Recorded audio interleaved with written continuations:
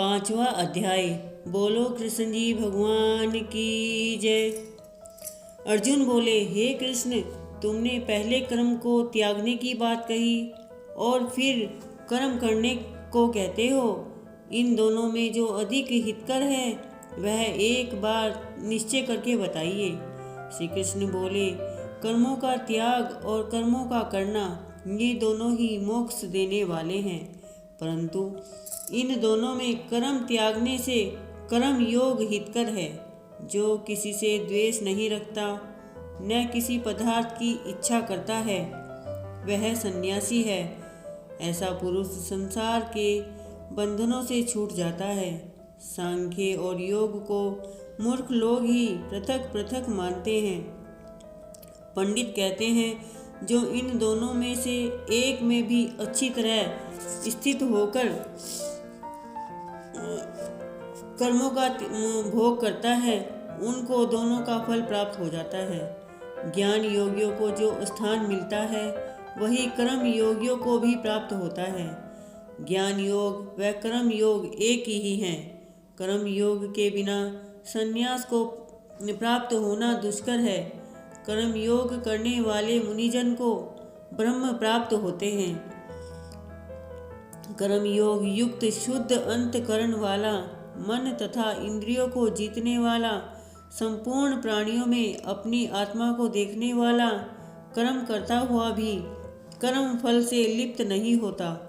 योग युक्त तत्व वेता पुरुष देखते हैं, सुनते हैं, स्पर्श करते हैं, सूंघते हैं, खाते हैं, चलते हैं, श्वास लेते हैं, तो भी वह मानते हैं कि मैं कुछ नहीं करता। वे बोलते हैं, त्यागते हैं, ग्रहण करते हैं, परंतु यह मानते हैं कि मैं कुछ नहीं करता। वह बुद्धि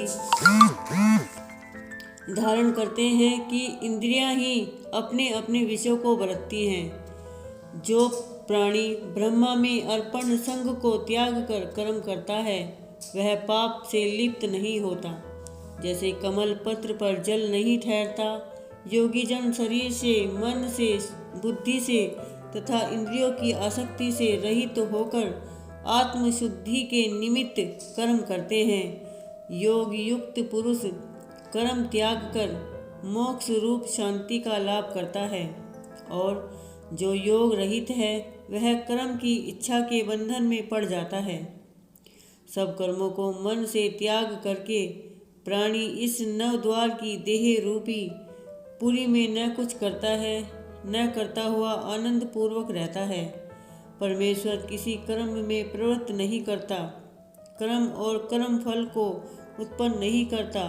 ये सब प्रवृत्ति द्वारा होते रहते हैं। परमेश्वर किसी के पुण्य तथा पाप को नहीं लेता।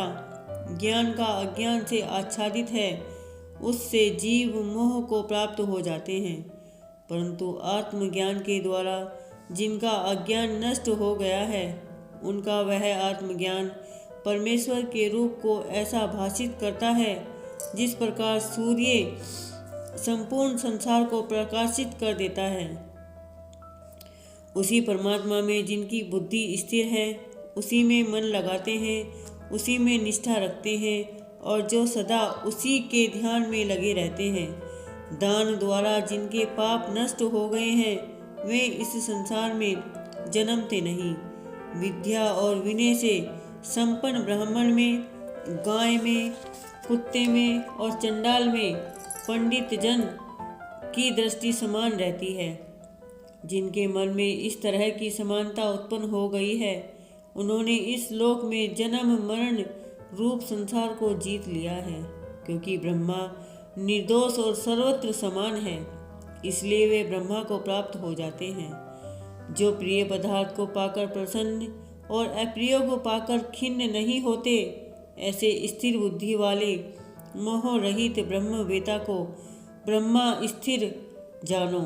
बाहरी पदार्थों में जो चित्त को आसक्त नहीं होने देता, वही आत्म सुख का अनुभव करता है, और ब्रह्मा में अंतकरण को मिला अक्षय सुख मोक्ष प्राप्त करता है। वे इंद्रियों के स्पर्श से जो भोग लेते हैं और वस्तुतः दुखदायी होते हैं, उनका आदि भी है और अंत भी है। हे कुंती, ज्ञानी लोग ऐसे भोगों में रत नहीं होते। शरीर छूटने के पहले जो मनुष्य काम और क्रोध के वेग को सहन करने में समर्थ होता है, वही योगी सच्चा सुखी है। जो योगी आत्म सुख से सुखी, अंतरात्मा के आनंद से आनंदित और अंतर ज्योति से ही प्रकाशित है, वह ब्रह्म रूप होकर ब्रह्म निर्वाण मोक्ष को प्राप्त होता है। पाप जिनके नष्ट हो गए हैं, कुबुद्धि दूर हो गई है और मन को जिन्होंने वश में कर लिया है, जीव मात्र का जो हित चाहते हैं, ऐसे योगी को ब्रह्म निर्वाण प्राप्त होता है। काम तथा क्रोध जिनने नहीं है, मन के वेग को जिसने रोक लिया है, ऐसे आत्मज्ञानी योगियों को ब्रह्म निर्वाण सहज ही प्राप्त हो जाता है। बाहरी पदार्थों के संयोग से अलग रहकर दोनों भुवों के बीच में दृष्टि लगाकर नासिका के भीतर चलने वाले प्राण तथा अपान वायु को सम करके, इंद्रियां, मन और बुद्धि को वश में करके, इच्छा, भय, क्रोध को त्याग कर मोक्ष की इच्छा करने वाले योगी जीवन मुक्त होते हैं। जो मुझको सब यज्ञों और तपों का भोक्ता, संपूर्ण लोकों का स्वामी और सब प्राणियों का मित्र जानते हैं, उन्हीं को शांति प्राप्त होती है। कृष्ण जी कहते हैं, हे अर्जुन, समदर्शी के रूप को कहता हूँ पहचान। हे कुंती सुत, ध्यान से सुनो लगा कर कान।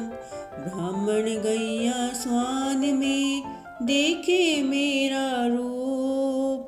हाथी और विद्वान सम निर्बल और भूप।